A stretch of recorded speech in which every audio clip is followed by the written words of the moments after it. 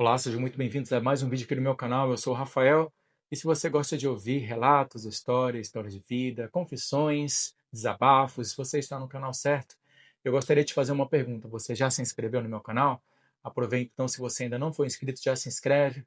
É gratuito, não custa nada e me ajuda muito a crescer aqui no YouTube, tá bom? Hoje a gente vai ouvir a história do Carlos, que tem 38 anos e que descobriu que a sua esposa, a tão amada esposa, estava traindo ele e, pasmem, com seu tio e com a sua tia. Ela vivia um trisal, né, no casamento deles, ele não sabia, e nós vamos ver como que ele descobriu isso e quais foram as consequências dessa traição na vida dele. Então, sem mais enrolações, pessoal, vamos lá à leitura de mais uma história. Olá, meu nome é Carlos, eu tenho 38 anos e sou divorciado. Tenho dois filhos do meu primeiro casamento que moram com a mãe deles em outro estado. Eu trabalhava como gerente de uma loja de materiais de construção, tinha uma vida estável e tranquila. Há 5 anos eu conheci a Beatriz, que viria a se tornar a minha esposa. Ela trabalhava como professora, era uma mulher inteligente, carinhosa e parecia exatamente o que eu precisava depois do meu divórcio complicado. Nós nos casamos depois de 2 anos de namoro. O casamento foi simples, apenas família próxima. Foi quando meu tio Rogério e minha tia Helena começaram a frequentar mais a nossa casa. Meu tio Rogério sempre foi aquela figura presente na família. Ele era empresário, bem-sucedido, dono de uma distribuidora de bebidas. Minha tia Helena era fisioterapeuta, uma mulher bonita, sempre muito bem cuidada e simpática. Eles eram casados há quase 20 anos e pareciam ter um casamento sólido. Beatriz se deu muito bem com os dois desde o início. Ela dizia que eles eram um tipo de casal que ela admirava, que tinha construído uma vida junto e que se respeitavam.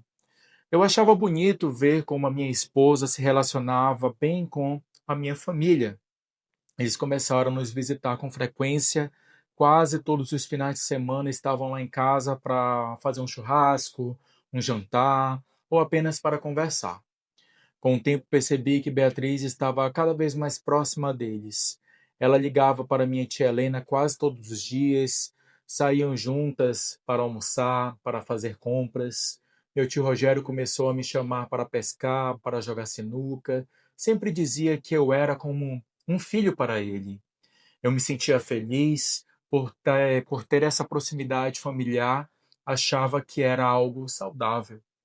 Só que eu comecei a notar algumas coisas estranhas. Beatriz ficava muito tempo no celular e quando eu chegava perto ela desligava a tela rapidamente.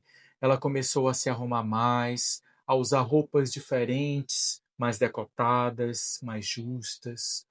Quando eu perguntava, ela dizia que estava apenas querendo se cuidar melhor, que estava se sentindo bem consigo mesma, e eu acreditei.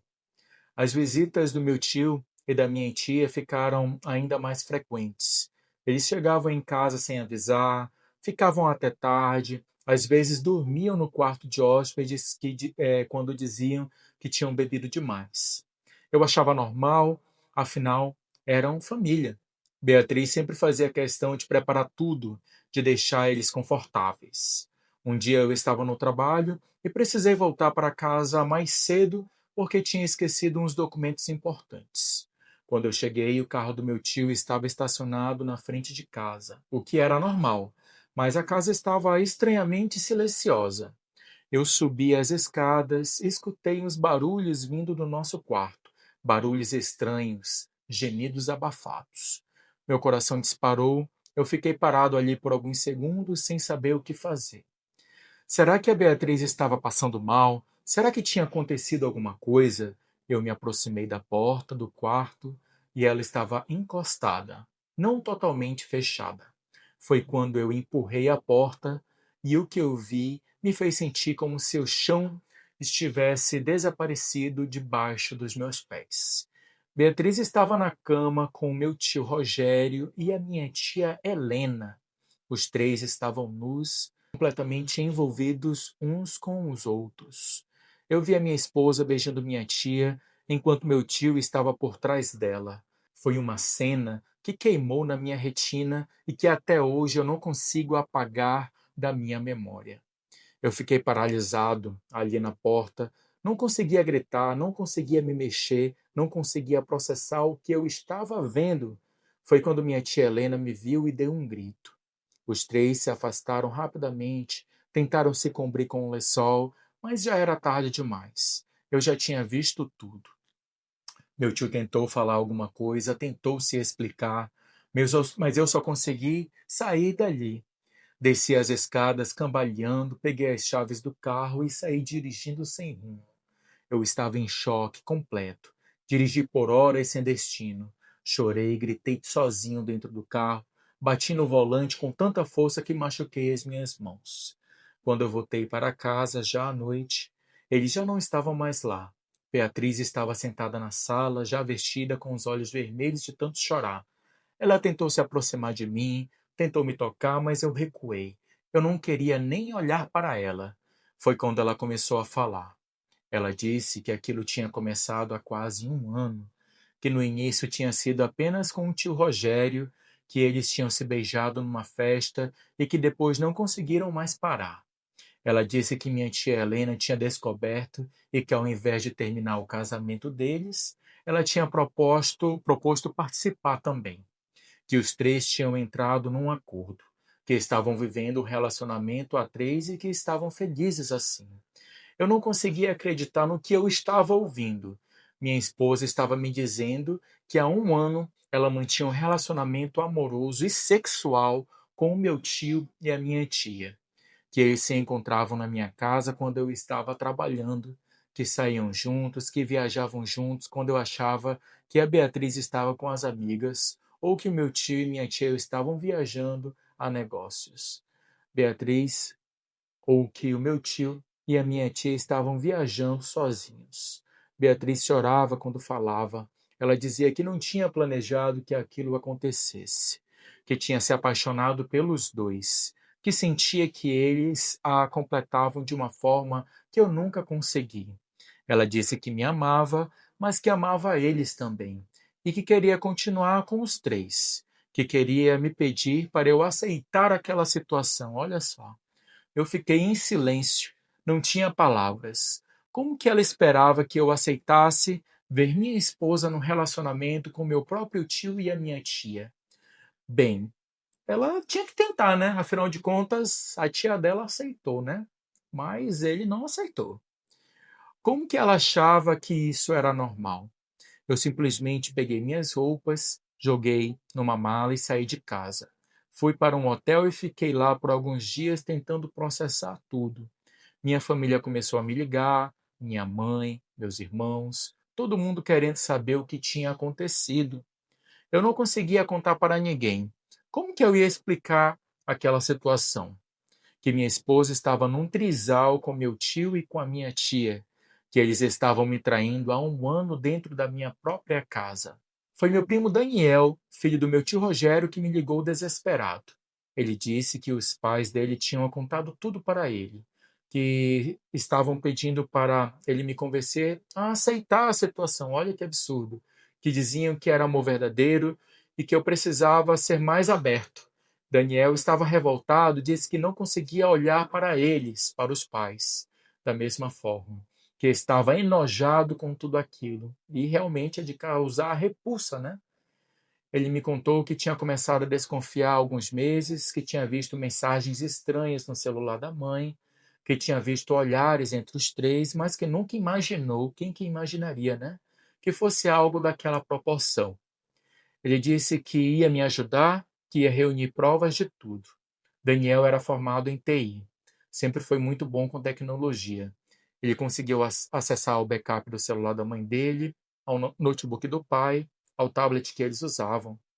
Ele encontrou conversas em grupos privados, fotos íntimas, vídeos íntimos, planejamentos de encontro, tudo.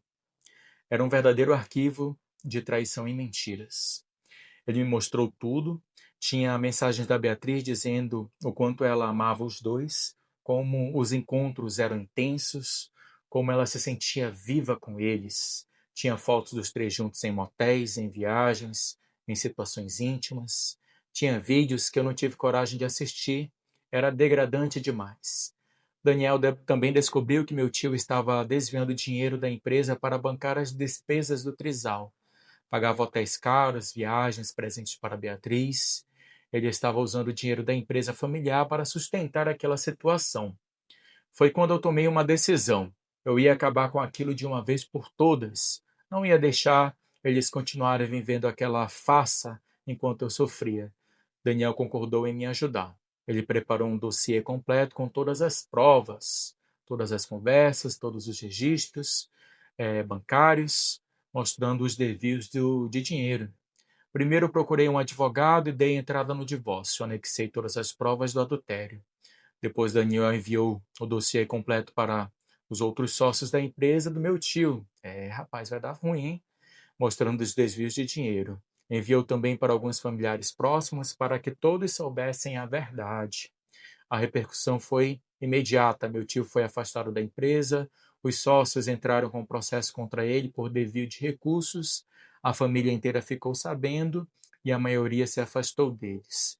Minha mãe chorou por dias, disse que não acreditava que o irmão dela fosse capaz daquilo. Meus outros tios pararam de falar com ele. Beatriz me ligava todos os dias implorando para conversarmos, dizendo que estava arrependida, que tinha sido manipulada pelos dois, sempre a mesma história. Mas eu sabia que era mentira. Pelas mensagens que Daniel tinha me mostrado, ela estava completamente envolvida e feliz com aquela situação. Ela só estava arrependida porque tinha sido descoberta. Minha tia Helena tentou salvar o casamento dela. Ela disse para a família que tudo tinha sido ideia da Beatriz, uma jogando a culpa para a outra, né? Que ela tinha seduzido os dois, que eles eram vítimas, mas as provas mostravam que todos eram igualmente culpados e participantes. Isso é verdade. O divórcio saiu em 3 meses. Beatriz não contestou nada, ela sabia que não tinha como negar com tantas provas. Eu fiquei com a casa, com os bens que eram meus antes do casamento. Ela saiu com praticamente nada. Meu tio perdeu tudo, a empresa, o respeito da família, os amigos. Minha tia pediu o divórcio dele e também ficou com boa parte dos bens. Daniel me contou que o pai dele tentou se aproximar da Beatriz depois, mas ela não quis mais saber dele. Parece que quando tudo veio à tona e as consequências apareceram, o amor que eles diziam sentir simplesmente desapareceu, né? Porque o amor, gente, verdadeiro, ele não se sustenta na mentira, né? Isso é uma verdade. Beatriz tentou voltar para a casa dos pais dela, mas eles não aceitaram. Eles ficaram envergonhados com o escândalo, com toda a cidade sabendo da história. Ela acabou alugando um apartamento pequeno e voltou a trabalhar como professora em outra escola. Meu tio Rogério mudou de cidade. Ele não aguentou a pressão da família, dos antigos sócios, de todo mundo que sabia da história. Minha tia Helena também se mudou, foi morar com a irmã em outro estado. Daniel ficou muito abalado com tudo isso, o relacionamento dele com os pais ficou completamente destruído. Ele disse que não consegue mais olhar para eles da mesma forma, que perdeu o respeito. Ele entrou em terapia para lidar com tudo o que descobriu, com todas as imagens e mensagens que viu enquanto reunia as provas.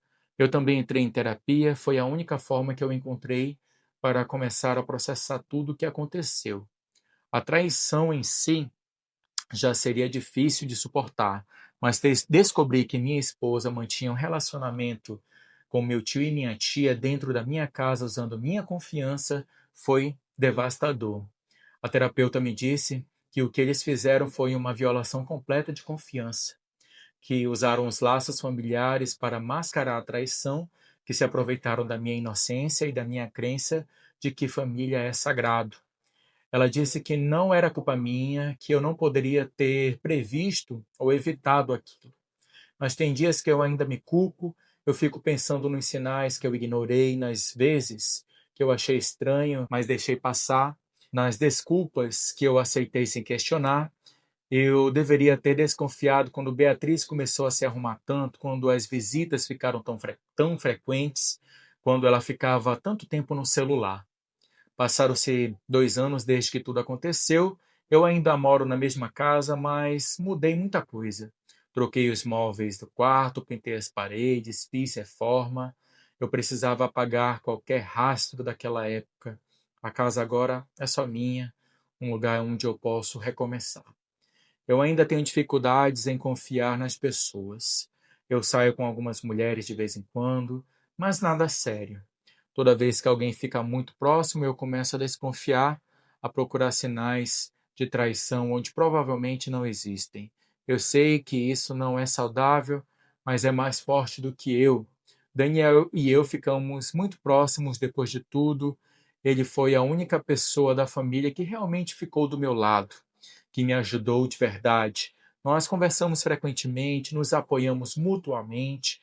Ele também tem dificuldades em confiar, em acreditar em relacionamentos depois de tudo que viu.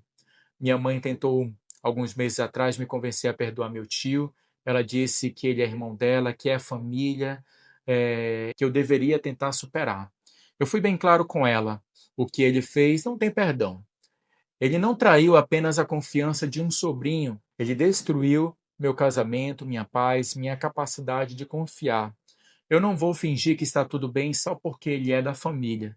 Beatriz tentou me procurar algumas vezes nos primeiros meses após o divórcio.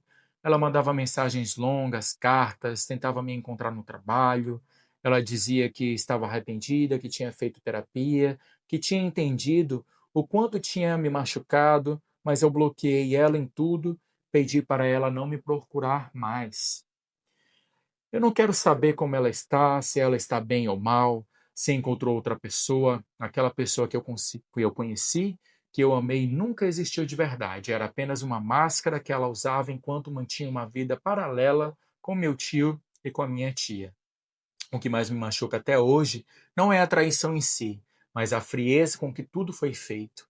Eles planejavam os encontros, mentiam para mim olhando nos meus próprios olhos, se reuniam na minha casa, na minha cama, enquanto eu trabalhava para sustentar aquela vida. Eles riam de mim pelas costas, faziam planos para o futuro do trisal, enquanto eu acreditava que tinha uma família sólida. Hoje eu levo uma vida mais simples e solitária. Eu trabalho, vou para a academia, vejo meus filhos quando eles vêm me visitar, saio com alguns amigos. Eu ainda tenho pesadelo às vezes, acordo no meio da noite lembrando da cena que vi quando eu abri aquela porta. É uma imagem que ficou gravada na minha mente e que eu não consigo apagar. A terapia tem me ajudado a lidar com a raiva, com a sensação de humilhação, com a dificuldade de confiar. Mas é um processo lento. Não tem como simplesmente esquecer que as pessoas em quem você mais confiava te traíram da pior forma possível.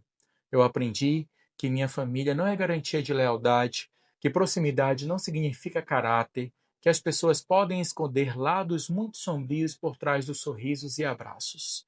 Eu aprendi da pior forma possível, mas aprendi. Se tem algo que eu quero deixar para quem está ouvindo essa história é: confie na sua intuição. Quando alguma coisa parecer estranha, não ignore. Quando você sentir que tem algo errado, investigue. Não seja ingênuo como eu fui, achando que é só porque são pessoas da família ou pessoas que você ama que elas não são capazes de te trair. E se você está passando por algo parecido, saiba que não é tua culpa. Você não pediu para ser traído. Você não merece carregar essa culpa. As pessoas que fizeram isso com você são as únicas responsáveis pelas escolhas que elas fizeram e pelas consequências que virão. Minha vida hoje não é perfeita, ainda tenho muitas feridas abertas, muitas questões que eu preciso resolver comigo mesmo.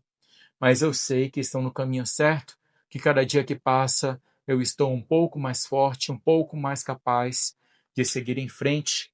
E é isso. Um dia de cada vez. É assim que eu vou seguindo, tentando reconstruir minha vida e aprender a confiar novamente, mesmo que demore anos para isso acontecer.